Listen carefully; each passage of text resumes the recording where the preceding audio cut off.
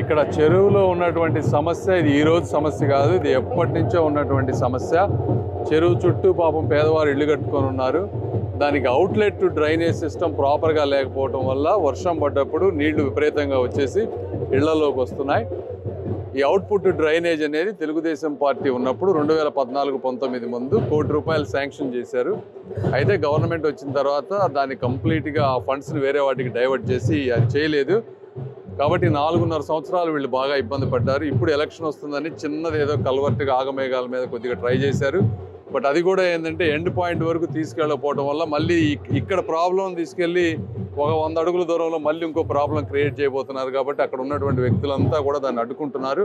So దీనికి permanent solution అనేది ఏం కనిపించలేదు.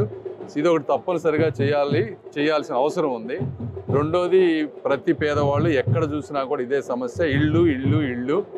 వాళ్ళు ఎందుకంటే వీళ్ళు 5,000, 6,000 జీతాలతో బతికే వ్యక్తులు ఇళ్ళు కట్టుకోవడం అనేది వాళ్ళ జీవితం మొత్తం ఉన్నా కూడా సాధ్యమయ్యేటువంటి పరిస్థితి కాదు.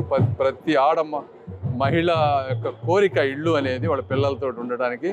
అది మాత్రం తప్పనిసరిగా తెలుగుదేశం పార్టీ టిట్కో ఇళ్ళు కానీ లేకపోతే కనీసం 2 సెంట్ల స్థలంలో కానీ ఇళ్ళు ఒకటి చేసేటువంటి కార్యక్రమం.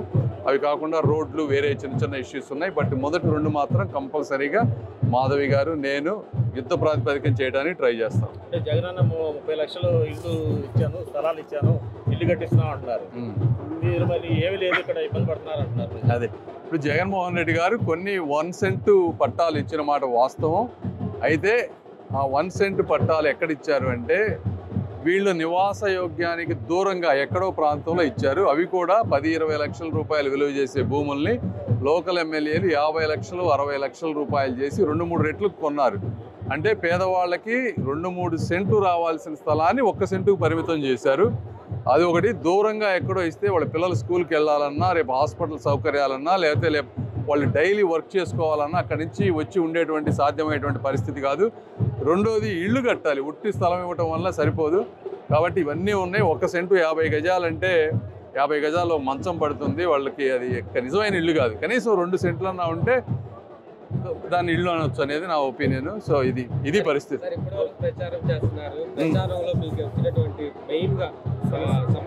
అంటే ఒక్కొక్క ఏరియాలో ఒక్కొక్క సమస్యలు ఉన్నాయమ్మా.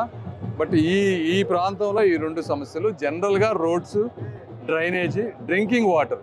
మరి ఇక్కడ కూడా డ్రింకింగ్ వాటర్ ఎందుకంటే గుంటూరు చుట్టూ కూడా విపరీతమైన డ్రింకింగ్ వాటర్ ప్రాబ్లం ఉంది. 13 లక్షల జనాభా ఉంటే ఒక 3 లక్షల మందికి డ్రింకింగ్ వాటర్ రావడం లేదు. ఉన్న 10 లక్షల మందికి కూడా 2-3 రోజులకి డ్రింకింగ్ వాటర్ వచ్చేటువంటి పరిస్థితి.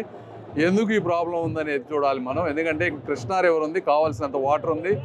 2014-19 మధ్య Telugu Desam party world bank funds తోటి 400 కోట్ల రూపాయలు పెట్టి రిజర్వాయర్ కానీ, ఫిల్టరేషన్ మెకానిజం కానీ, ఇన్ఫ్రాస్ట్రక్చర్ కానీ బాగా డెవలప్ అయింది. అయినా కూడా వాటర్ రావడం లేదు. దీంట్లో అధికారుల అలసత్వం కానీ, రాజకీయ నాయకుల అవినీతి కానీ ఇవన్నీ కలిసి వీళ్ళకి పాపం వాటర్ రానటువంటి పరిస్థితి. ట్యాంకర్లతో కొనుక్కుంటున్నారు ప్రైవేట్ డబ్బులు పెట్టి. సో ఇది కూడా వచ్చిన తర్వాత దీని సమస్యకు మాకు కారణం తెలుసు. 8 నుంచి 10 నెలల్లో కంపల్సరీగా నెక్స్ట్ 5 సంవత్సరాలు ఇక్కడ డ్రింకింగ్ వాటర్ లేకుండా, ప్రాబ్లం లేకుండా చేసే హామీ మాత్రం తప్పకుండా మేము ఇద్దరం ఇస్తాం. అంటే నవరత్న పథకాలతో మేము అన్ని సంక్షేమాలు పూర్తి చేసాము, మేము ఈజీగా గెలుస్తాము, మేము చేసిన పనులే మిమ్మల్ని గెలిపిస్తాయి అంటున్నారు. ఇంకో 20-30 రోజులు తెలుస్తుందిగా.